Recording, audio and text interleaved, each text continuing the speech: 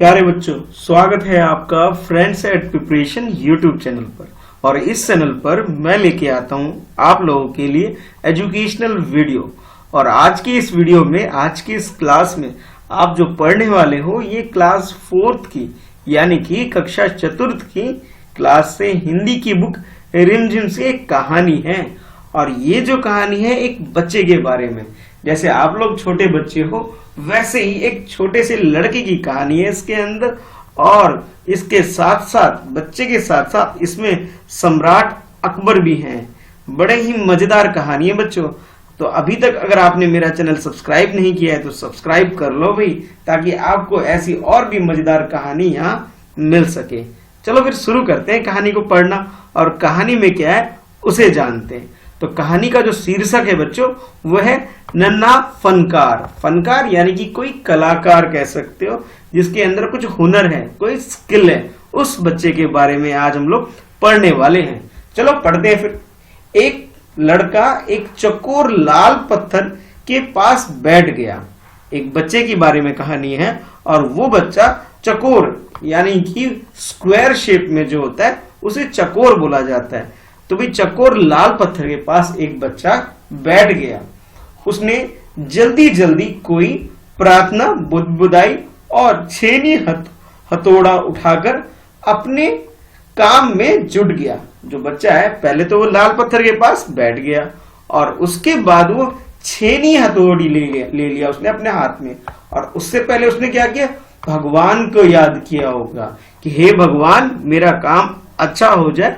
इस तरह उसने प्रार्थना बुदबुदाई यानी कि हल्की आवाज में उसने भगवान को पहले याद किया, और फिर छेनी हथौड़ी लेकर के काम करना शुरू कर दिया उस बच्चे ने।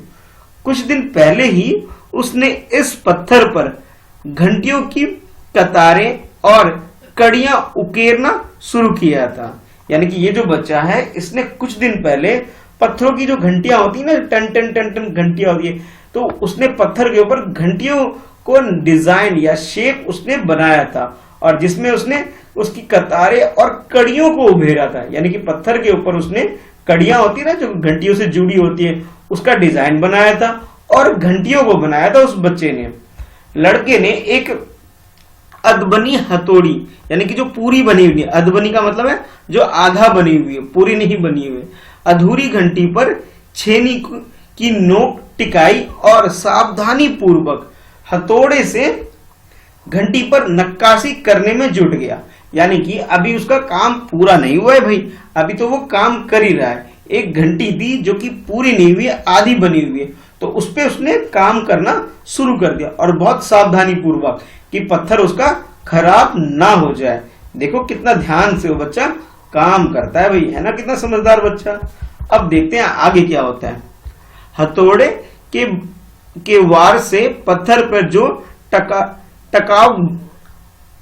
कटाव उभरता, उससे पत्थर की किरचें चित्रा जाती और आंखें सिकोड़ लेता। अच्छा, वो जो बच्चा था जब वो पत्थर पर मार करता तो उस पे क्या होता, कटाव उभर आती थी। कटाव यानी कि एक निशान बन जाता था, और इससे तिरछे, और वो जो निशान जो बनती थी उससे उसकी आंख जो है सिकुड़ जाती। यानी कि वो मारता, उसकी आंख थोड़ी सी सिकुड़ जाती। वो ध्यान से देखता भाई कि निशान पड़ रहा है नहीं पड़े, और ये भी सावधानी रख रहा था कि उसे चोट भी ना लगे।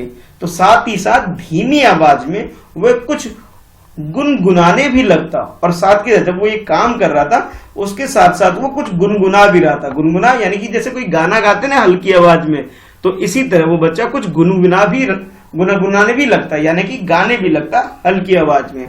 उसके चारों ओर दूसरे संगत रास भी अपने अपने काम में डूबे थे। संगत रास वो लोग होते हैं बच्चों जो ये पत्थर वत्थर पे जो काम करते हैं, डिजाइन बनाते हैं।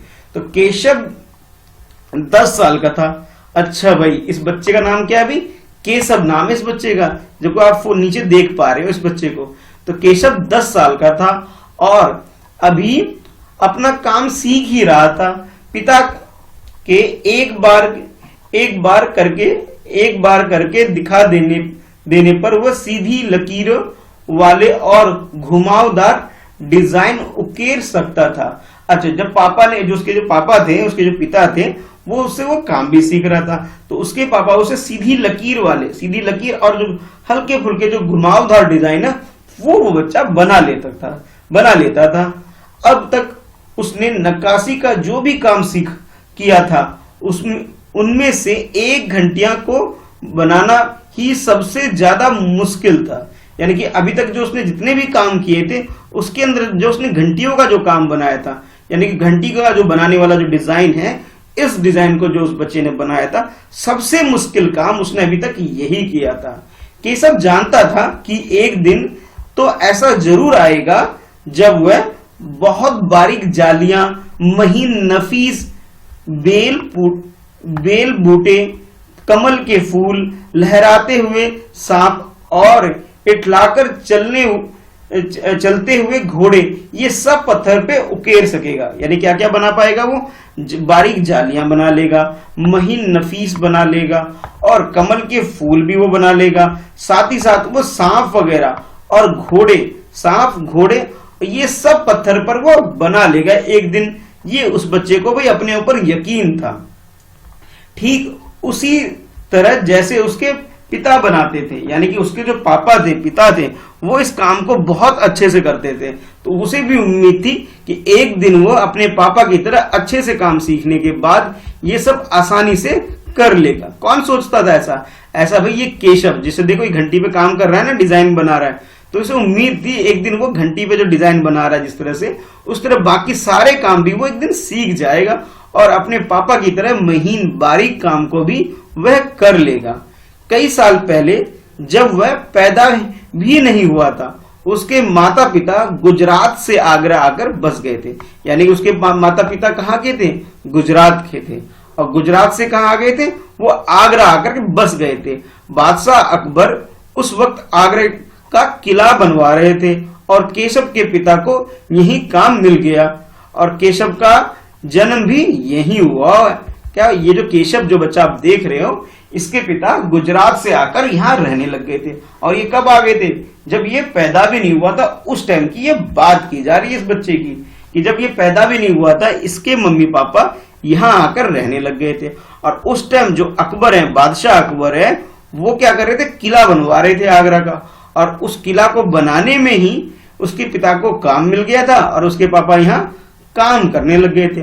और यहीं पर केशव का आगरे में ही, यानी कि जो आगरा जो जगह है, जो कि उत्तर प्रदेश के अंदर अभी जगह है, वहां उसका जन्म भी हुआ है। किसका भाई?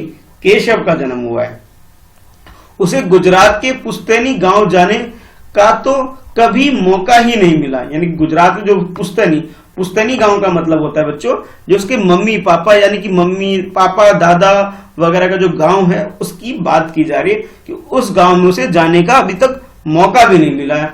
आगरा की गलियां और अब सीकरी पर बस यही उसका घर है। यानी कि अब उस बच्चे का घर कहां पर है? अब गुजरात में नहीं बल्कि आगरा में ही उसका घर रह गया। यानी कि यही उसका अब गांव बन गया। तो चारों ओर हो रही छेनी हथौड़ों की ठक ठक खड़ खड़ के बीच केशव को किसी के कदमों की आहट भी सुनाई दी।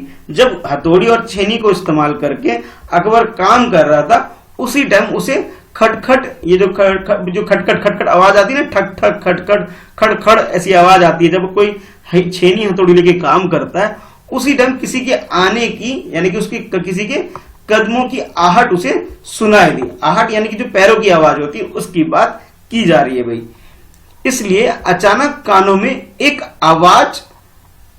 आवाज पड़ने पर वह चौंक गया। माशाअल्लाह। और जो आवाज क्या थी? आवाज थी माशाअल्लाह, ये घंटियां कितनी सुंदर हैं, तुमने खुद बनाई है। और आवाज क्या थी? माशाअल्लाह। आवाज में क्या बोला? किसी ने बोला उसे कि भी माशाअल्लाह ये घंटियां कितनी सुंदर हैं। क्या फिर उससे पूछा गया तुमने खुद बनाई है? किससे पूछा भाई? केशव से पूछा। किसी ने आवाज लगाई होगी हल्के से और धीरे से उसे बोला होगा माशाअल्लाह कितनी सुंदर घंटियां बनाई हैं भाई, क्या तुमने बनाई है क्या? ये बात उससे पूछी गई। तो पीछे मुड़कर केशव ने आंखें उठाई, यानी कि वो नीचे आंख करके, गर्दन नीचे करके अपना काम कर रहा था। और उसी टाइम जब किसी ने आवाज लगाई, किसी ने बोला, तो अपनी आंख यानी कि अपनी गर्दन को ऊपर करके वो देखकर उसे एक आदमी दिखा। बेशक मैंने ही घंटियां बनाई हैं। और उसने क्या बोला? बेशक मैंने ही घंटियां बनाई है। क्या मैं आपको पत्थरों पर नक्काशी यानी कि जो डिजाइन का जो काम होता है बच्चों, उसे बोलते हैं नक्काशी करना। तो नक्काशी करता नजर नहीं आ रहा, तो वो बच्चा बोलता है यानी केशव बोलता है, क्या आपको मैं नक्काशी करता हुआ पत्थरों पर नक्काशी यानी कि डिजाइन बनाता हुआ नजर नहीं आ रहा? देखते नहीं, मैं ही पत्थर को तराश रहा हूं। तराशना यानी कि उसे अच्छा डिजाइन दे रहा हूं, उसे संवार रहा हूं। केशव ने बड़ी तकली से जवाब दिया। तलखी का मतलब होता है बेटा जल्दी तेजी से जवाब दिया कि भाई तुम्हें दिखाई नहीं दे रहा कि मैं ये काम कर रहा हूं, मैं पत्थरों पर डिजाइन उतार रहा हूं। तलखी का मतलब होता है यहाँ पे जल्दी से जवाब दिया। दिखता तो है पर तुम इतने छोटे लगते हो ना। तो उस आदमी ने क्या बोला? दिखता तो है मुझे पर तुम इतने छोटे लगते हो ना। वह आदमी हंसते हुए बोला। अब फिर केशव बोलता है, मैं 10 साल का हूं, मैं 10 साल का हूं। 10? अच्छा। अब वो आदमी क्या बोलता है? 10? अच्छा। वह आदमी पास पड़े पत्थर पर बैठते हुए बोला। जो वहां पे जो पत्थर रखे हुए थे उसी पर वो आदमी बैठ गया और बोला 10? अच्छा। मतलब चौंकने वाली बात है भाई, 10 साल का एक छोटा सा बच्चा है और वो इतने सारे काम को कर ले रहा है, यानी कि घंटियों पे नक्काशी बहुत सुंदर तरीके से कर रहा है। तब तो काफी बड़े हो। मैंने भी 13 साल की उम्र में एक लड़ाई में हिस्सा लिया था। और वो आदमी क्या बोलता है कि मैंने 13 साल की लड़ाई में, कितने साल की लड़ाई में? 13 साल की जब उम्र थी तब उस उम्र में उसने लड़ाई में हिस्सा लिया था, यानी कि कोई युद्ध हुआ होगा, कोई लड़ाई हुई होगी, उसमें उस आदमी ने हिस्सा लिया था। और अब केशव उस आदमी को अच्छी तरह देख पा रहा था। उसकी उम्र रही होगी 30 से ऊपर, कद मंझोला था। अब उस केशव जो था उस आदमी को देख रहा था और अंदाजे से लगा रहा था कि ये जो आदमी है 30 साल से ऊपर उसकी उम्र लग रही थी। और कद यानी कि जो उसकी हाइट थी, मंझोला यानी मंझला हाइट, बहुत ज्यादा हाइट भी नहीं थी और कम भी हाइट उसकी नहीं थी, यानी ठीक ठाक हाइट उस आदमी की थी। हाइट यानी कि कद की बात की जा रही है। वह सफेद अंगरखा और पजामा पहने हुए था। और उस आदमी ने कपड़े क्या पहना हुआ था? सफेद रंग का अंगरखा। अंगरखा बच्चों जैसे आजकल हम कुर्ता पजामा पहनते हैं उसी टाइप का एक कपड़ा होता है जिसे अंगरखा बोला जाता है। अंगरखा और पजामा उस आदमी ने पहना हुआ था। उसके लंबे बाल गहरे लाल रंग की पगड़ी में अच्छी तरह से ढके हुए थे। अच्छा, उस आदमी के जो बाल थे यानी कि उसने सर के ऊपर एक पगड़ी पहनी हुई थी। अब पगड़ी कैसे रंग की थी? गहरे लाल रंग की, यानी कि डार्क रेड कलर के गहरे रंग लाल रंग की उसकी पगड़ी थी, और जिससे उसने अपने बाल को अच्छे से ढक रखा था। लगता है कोई बहुत बड़ा आदमी है। तो केशव को ऐसा लगा उसे देख करके कोई बड़ा आदमी है।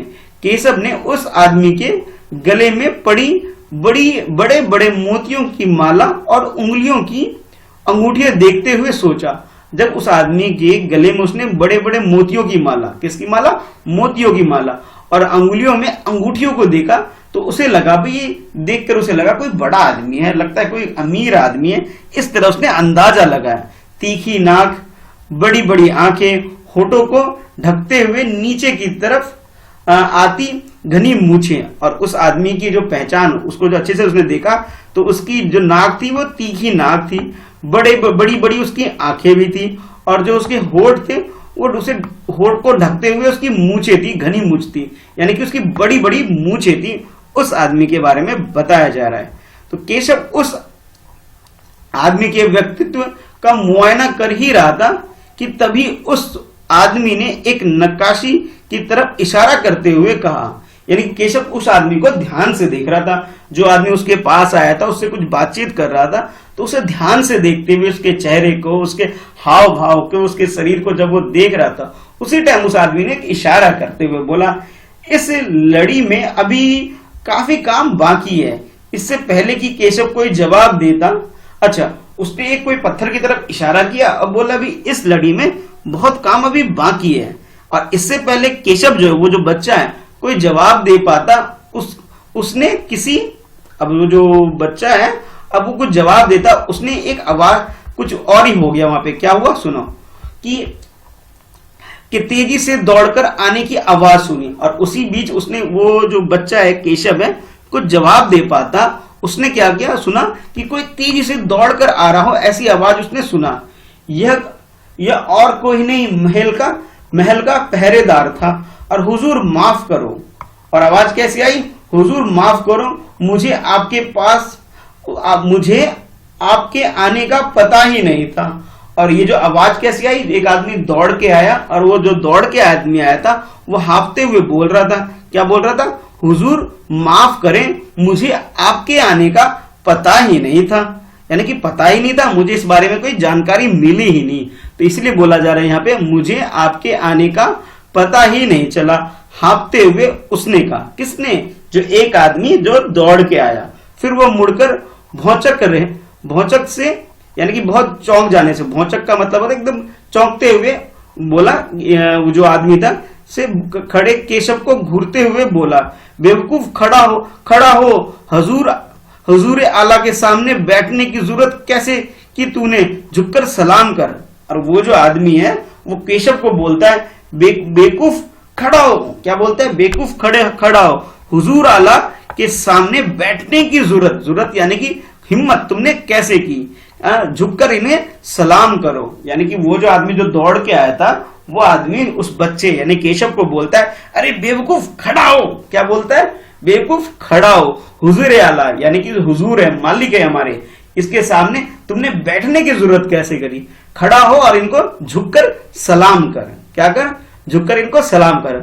अब केशव का माथा ठनका यानी कि उसके दिमाग में बात आई कि भी उसे कुछ समझ आ रहा था। यानी पहले तो वो सोच रहा था कोई आम आदमी है, कोई लगता है कोई अमीर आदमी है, अभी तक तो उसके बाद दिमाग में यही चल रहा था। लेकिन जब इस आदमी ने बोला तो उसे कुछ समझ आ रहा था। बदहवासी में छेनी हाथ से छूटकर नीचे गिरी और वह जल्दी से उठकर खड़ा हो गया। और जल्दी में बदहवासी का मतलब होता है ये बिना होश के जल्दी खड़ा जब होने लग गया, उसके हाथ से छेनी और हथौड़ी जिससे कि वो काम कर रहा था वो गिर गया और वो छूट गया। अरे कहीं ये बादशाह अकबर तो नहीं, क्या बोला उसने, कहीं ये बादशाह अकबर तो नहीं। यह ख्याल आते ही उसने झुककर सलाम किया और खरगोश की तरह कातर नजरों से अकबर को देखने लगा। जैसे खरगोश होता है ना, डरा सा होता है, अब उसकी हालत भी वैसी हो गई। अब उसे समझ में आया कि भाई ये तो बादशाह अकबर तो नहीं, ऐसा उसने सवाल पूछा। अकबर को पहरेदार की यह दखल अंदाजी भली ना लगी। और जो अकबर था, जब उसके सामने जो वो आदमी आया था जो कि उससे बात करने के लिए आया था, तो उसकी ये सब बातें उसे भली ना लगी। भली यानी कि उसे पसंद नहीं आए कि जो ये जो दखल अंदाजी कर रहा है इस बच्चे और अकबर के बीच में जो बातचीत हो रही थी, तो इस बीच में जो सिपाही आकर के बीच में उसे कुछ बोलने लग गया था। और ये चीजें जो बादशाह अकबर हैं उसे ये बातें बिल्कुल पसंद ना आई। उन्होंने खींचकर पहरेदार को वहां से जाने का इशारा करते हुए कहा, ठीक है सिपाही, कुछ देर के लिए हमें अकेला छोड़ दो। अच्छा, खींचकर यानी कि गुस्से से बहुत तेज आवाज में उसने पहरेदार यानी कि सिपाही को बोला कि ठीक है सिपाही, कुछ देर के लिए हमें अकेला छोड़ दो, यानी कि मुझे छोड़ करके आप यहां से चले जाओ। क्यों? ताकि वो उस बच्चे से बातचीत कर सके। पहरेदार तो चला गया मगर केशव असमंजस में था। असमंजस यानी कि कुछ सोच नहीं पा रहा था, ठीक है, एकदम चौंक सा गया था कि भी मेरे सामने तो बादशाह अकबर आ गए कि उसे क्या करना चाहिए। अब वो बच्चा समझ ही नहीं पा रहा था कि अब मैं क्या करूं, वापस आना नक्काशी का काम शुरू करें या बादशाह के हुक्म के इंतजार में खड़े रहें। अब वो जो बच्चा था वो समझ ही नहीं पा रहा था केशव कि मैं बैठ के अपना काम दोबारा शुरू करने लग जाऊं या फिर बादशाह अकबर जो भी मुझे हुक्म दे उस हुक्म का मैं इंतजार करूं खड़ा होकर के। दिल तो उसका भी धक धक कर रहा था। अब जो बच्चा था, वो जो केशव था, वो डर गया था भाई, और उसका जो दिल है वो कैसा कर रहा था, धक धक कर रहा था। हाँ, पर अब वो डरा हुआ नहीं था क्योंकि अकबर प्यार से उसे देखते हुए मुस्कुरा रहे थे। पहले तो वो धक धक कर रहा था भाई उसका दिल, फिर बाद में जब अकबर जो बादशाह अकबर थे वो मुस्कुरा के बहुत प्यार से उसको देखने लगे, तो भाई अब उसका जो डर था खत्म हो गया। और किसका, उस बच्चे का डर खत्म हो गया। क्यों?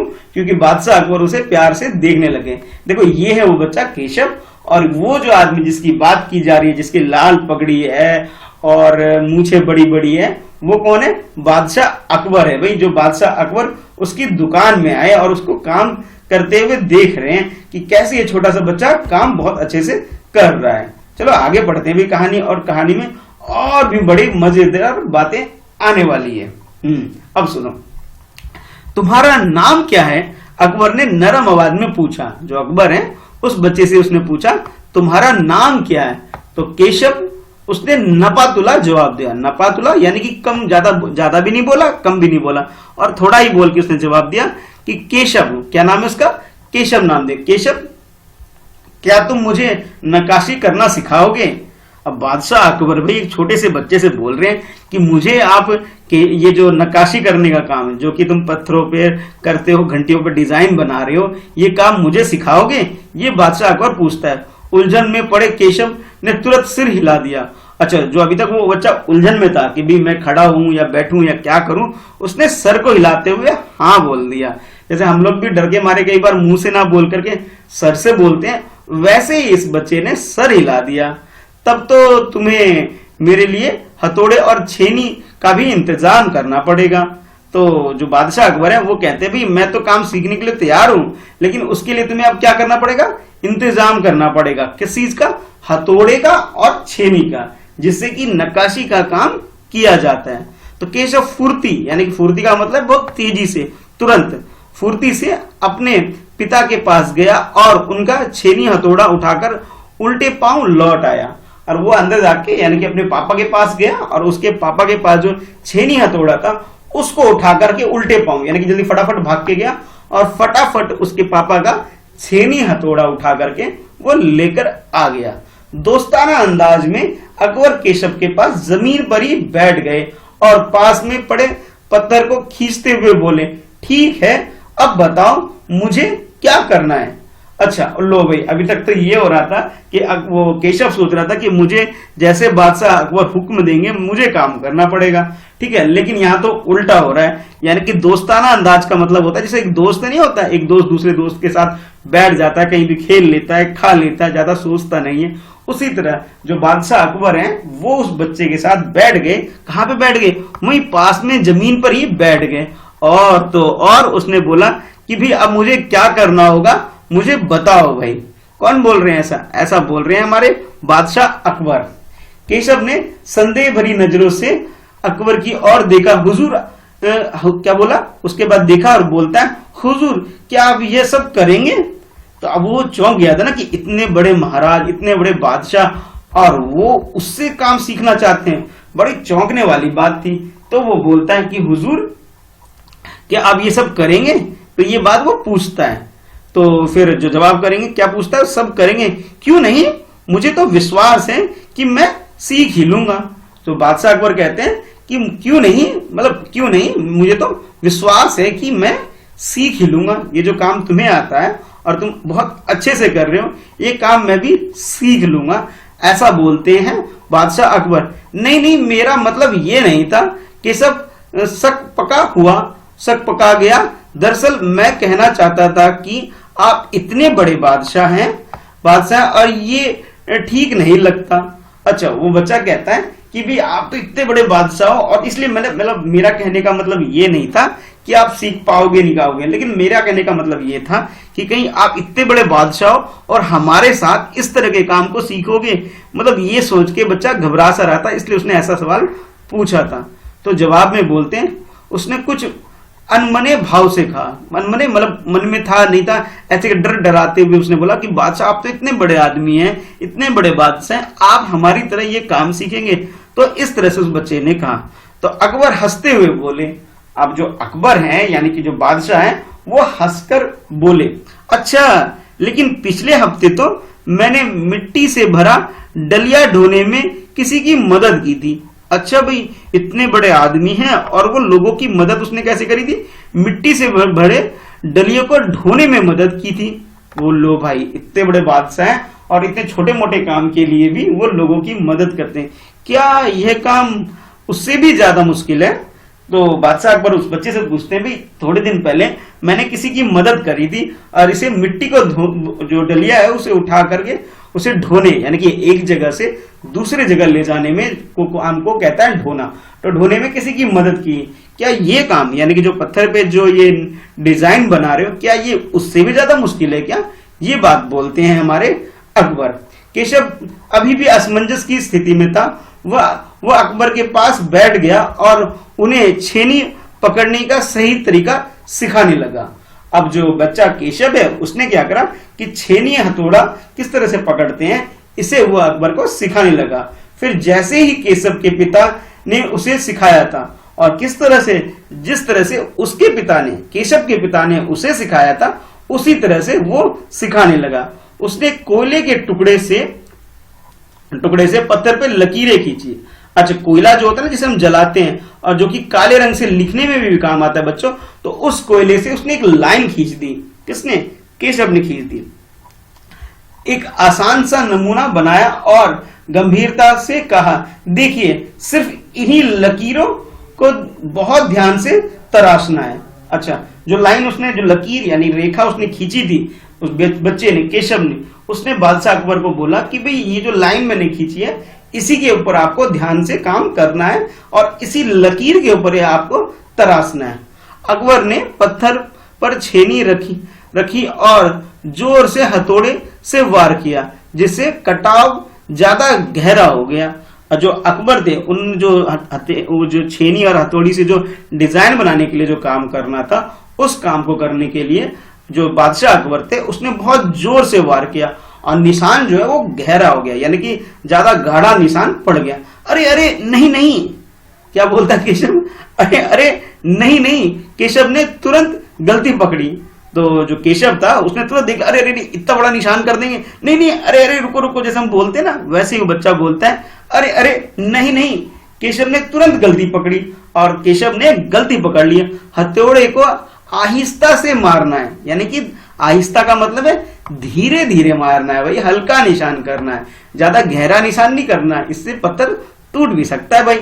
इसलिए उन्होंने बादशाह अकबर को बोला होगा कि भाई अरे अरे नहीं नहीं ऐसे नहीं करना है। उसने गलती पकड़ी पहले तो और फिर बोला आहिस्ता से मारना, ऐसे, यानी कि उसने मारा होगा, मार के दिखाया होगा और बोला होगा ऐसे।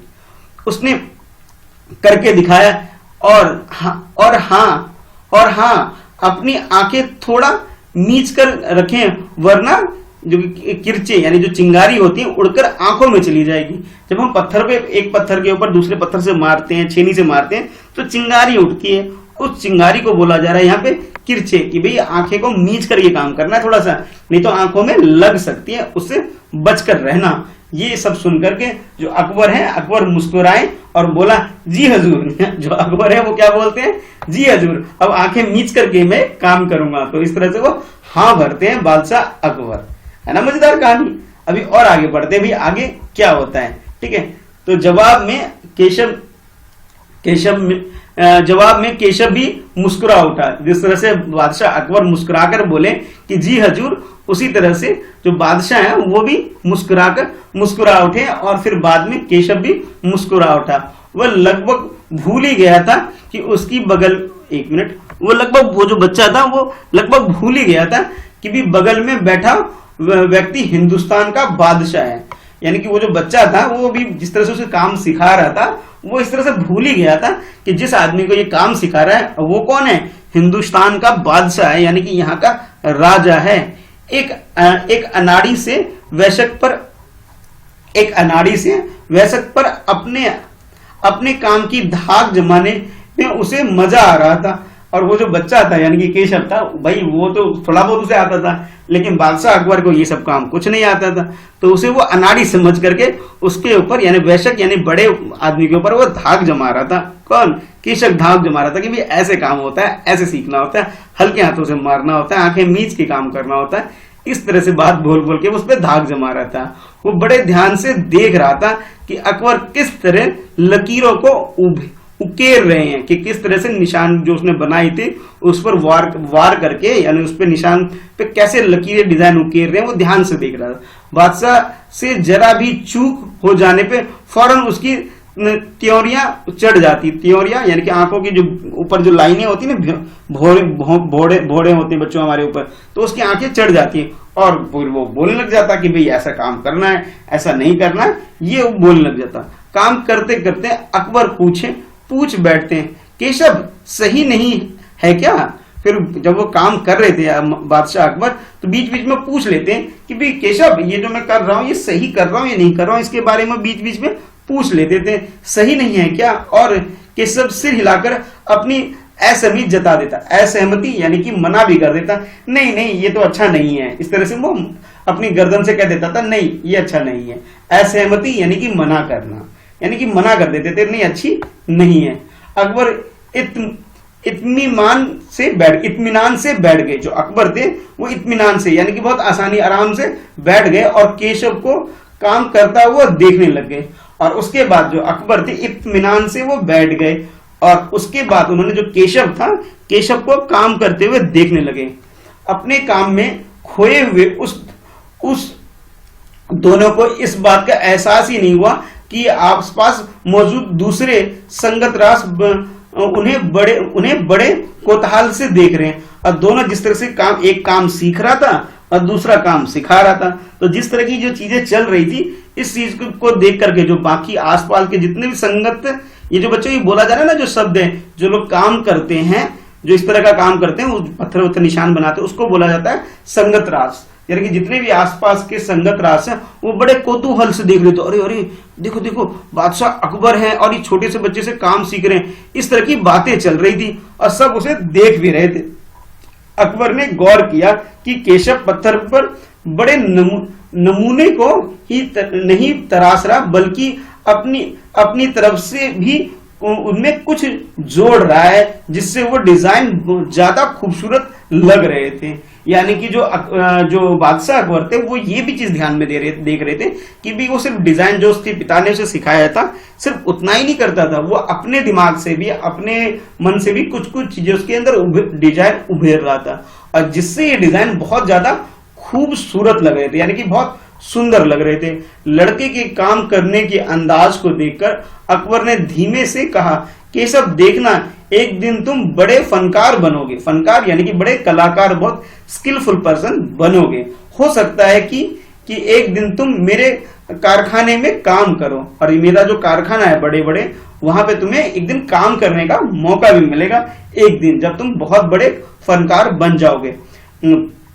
बस एक बार ये महल तैयार हो जाए। और उसके बाद वो कहते हैं, अकबर कहते हैं कि भाई बस एक बार ये जो महल जो यानी कि जो आगरा का किला जो बनवा रहे थे, बस वो तैयार हो जाए, उसके बाद मैं तुम्हें अपने कारखाने में काम पे भी रख लूंगा। इस तरह की बातचीत वो बादशाह अकबर इस छोटे से बच्चे से कहते हैं। और लोग आगरा से आकर यहाँ रहने लगे, तब मैं कारखाने बनवाऊंगा। इस कारखाने में मेरी सल्तनत में सबसे बढ़िया फनकार और शिल्पकार काम करेंगे। और वो जो कारखाना बनेगा जिसके अंदर जो भी उसके देश के अंदर यानी हिंदुस्तान के अंदर जितने भी अच्छे फनकार यानी कि जो कलाकार हैं, जो इस तरह के संगीतकार हैं जो कि ये काम करते हैं, और ऐसे शिल्पकार को वो काम देंगे। चित्र बनाने वाले कलाकार, गलीचे के बुनकर, संगत रास, पत्थर और लकड़ी पर नक्काशी करने वाले शिल्पकार सभी काम करेंगे। यानी कि जितने भी कलाकार हैं जो कि स्किल वाले काम करते हैं इस तरह के, सबको वो काम देंगे। तो केशव का चेहरा चमक उठा। वह मुस्कुराते हुए बोला, मैं वहां जरूर काम करना चाहूंगा। तो ये जो बच्चा है केशव है, तो जो अकबर है जो उसे बोल रहे हैं कि भाई एक बार ये मेरा महल तैयार हो जाए, फिर उसके बाद मैं कारखाना खोलूंगा जिसके अंदर मैं इन सब लोगों को काम दूंगा। मैं चित्रकार को, गलीचे बुनने वाले को, संगत रास को, पत्थर और लकड़ियों पे जो नक्काशी करते हैं उन सबको काम दूंगा। तो बच्चा जो केशव है वो भी कहता है, हाँ मैं भी यहाँ पे जरूर काम करूंगा, बड़ा खुश होकर के। यानी कि उसके चेहरे पे खुशी झलक रही थी और वो कह रहा था मैं भी यहाँ काम करूंगा। तो अकबर उठ खड़े हुए। ये जो अकबर थे, बादशाह अकबर, वो उठ खड़े हुए, जाते हुए बड़े प्यार से केशव का कंधा थपथपाया और कहा, अच्छा बेटा अपना काम जारी रखो। फिर वो जो बादशाह हैं वो कहते हैं केशव को कि अपना काम जारी रखो। उठ गए वहां से और बोले कि भाई अपना जो काम कर रहे थे इसे जारी रखो।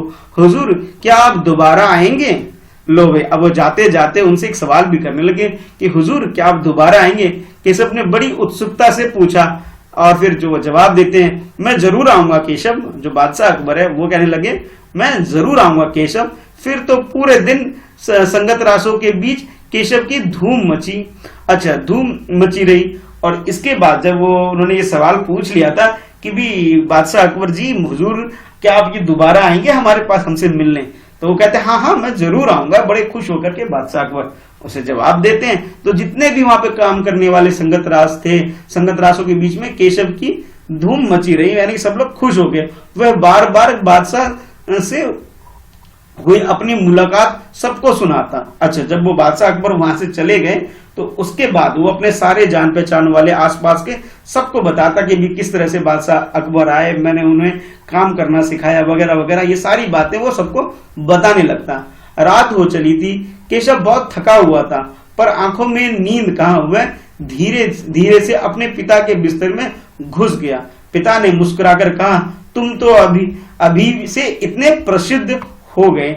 और उसके पापा कहने लगे, भाई तुम तो इतने छोटे हो और तुम्हें तो भाई बादशाह अकबर मिलने आए और तुमने उसे काम भी सिखाया और इस तरह से तुम क्या हो गए, प्रसिद्ध हो गए, फेमस हो गए भाई। बादशाह सलामत ने कहा कि एक दिन मैं बहुत बड़ा कलाकार बनूंगा। जो बादशाह अकबर थे उन्होंने बोला भी था उसे कि एक दिन वो बहुत बड़ा कलाकार बनेगा। अपने सिर को पिता की बाहों में सहारे टिकाकर केशव धीरे से बोला, हमारे बादशाह अकबर बहुत ही नेक इंसान है। बिल्कुल सही, उसके पिता ने बोला। बच्चा क्या बोलता है कि जो हमारे जो बादशाह अकबर है बहुत ही नेक इंसान है, यानी कि बहुत अच्छे इंसान है। ये बात उन्होंने बोली। कुछ सोचकर केशव ने पूछा। अब जो केशव है वो अपने पापा से पूछता है, क्या पूछता है, चलो बच्चों पढ़ते हैं फिर पता लगेगा। तो कहता है कि भी अपने पापा से बोलता है, बाबा एक बात बताओ कि बादशाह के पास आगरा में एक से बढ़कर एक खूबसूरत महल है, फिर वो सीकरी में यह शहर क्यों बनवा रहे हैं। अच्छा, अब वो अपने पापा से पूछता है कि भी बादशाह अकबर जो है उनके पास आगरा में, यानी कि जो आगरा एक जगह है उत्तर प्रदेश में, वहां पे बहुत सुंदर सुंदर खूबसूरत महल है, फिर भी वो सीकरी में, ये सीकरी जो जगह है यहाँ पे एक शहर क्यों बनवा रहे हैं, इसके बारे में वो अपने बाबा यानी अपने पापा से पूछता है। तो पिता ने कुछ याद करते हुए बताना शुरू किया, हाँ बेटा, बादशाह का आगरा बहुत सुंदर शहर है, पर सीकरी में नया शहर बनवाने का एक खास कारण है। मैंने सुना है कि जब बादशाह अकबर की कोई संतान नहीं थी, इस वजह से वे हर वक्त परेशान रहते थे। वो बहुत से साधु संतों और फकीरों के पास गए भटकते। बादशाह ख्वाजा सलीम चिश्ती के पास सीकरी आए, यानी कि जब उनके पास कोई बच्चा नहीं था, उनके कोई बच्चा नहीं हुआ था, कोई बच्चा नहीं था बादशाह अकबर का, तो बहुत अपने बच्चे को लेकर के यानी अपनी संतान को लेकर के बहुत चिंता में रहते थे, बहुत दुखी रहते थे और दूर दूर सबके पास मिलने जाते थे और भटकते रहते। और इसी बीच वह जितने साधु संतों और फकीरों के पास गए थे, उनमें से एक के पास पहुंचे जिसका नाम है ख्वाजा सलीम चिश्ती के पास वो सीकरी आए थे। उन्होंने ही बादशाह को बताया कि उनके एक नहीं 3 संतानें होंगी, यानी कि 3 बच्चे उनके होंगे। किसने बताया था? ख्वाजा सलीम चिश्ती ने बताया था। शहजादा सलीम, मुराद और दनियाल, ये उनके बच्चों के नाम है। किसके? बादशाह अकबर के। क्या का नाम है? एक तो जो सबसे बड़े हैं उनका नाम है सलीम, यानी कि शहजादा सलीम, यानी कि राजकुमार सलीम आप बोल सकते हो। फिर एक का नाम है मुराद और तीसरे का नाम क्या है? दनियाल। ये 3 बच्चे हैं जो कि बादशाह अकबर के हैं। ये बाद में हुए, लेकिन इनके बारे में किसने बता दिया था?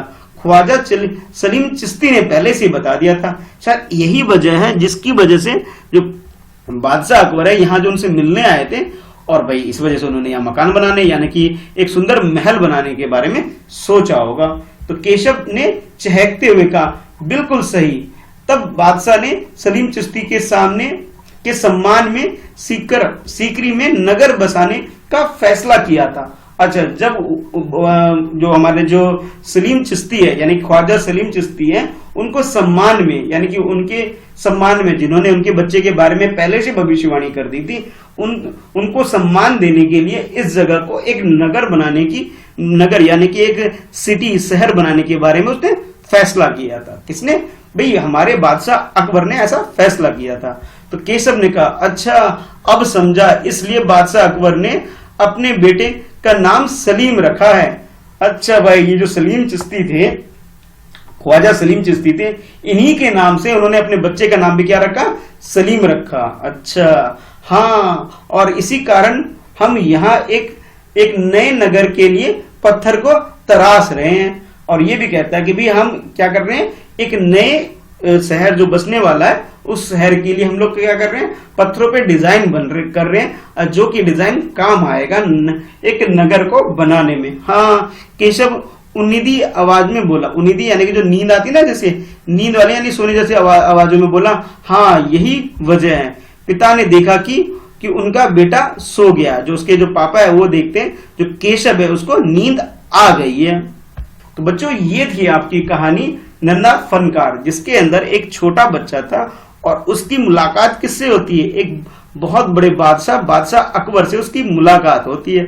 और जो उनके बीच में जो बातचीत होती है यही थी इस कहानी के अंदर, कि किस तरह से बादशाह अकबर उससे मिलने आते हैं और उससे काम सीखते हैं। जब उन्होंने उसको पहली बार काम करते हुए देखा था तब से लेकर के उसके बाद तक की इसके अंदर कहानी है कि किस तरह से वो केशव जो बच्चा था उसकी तारीफ बादशाह अकबर ने करी और उन्हें फिर बाद में बोला कि भाई मेरे कारखाने में मैं तुम्हें काम भी दूंगा। और ये सुनकर वो बहुत खुश हुआ और अपनी ये कहानी उसने सब बच्चों को बताई।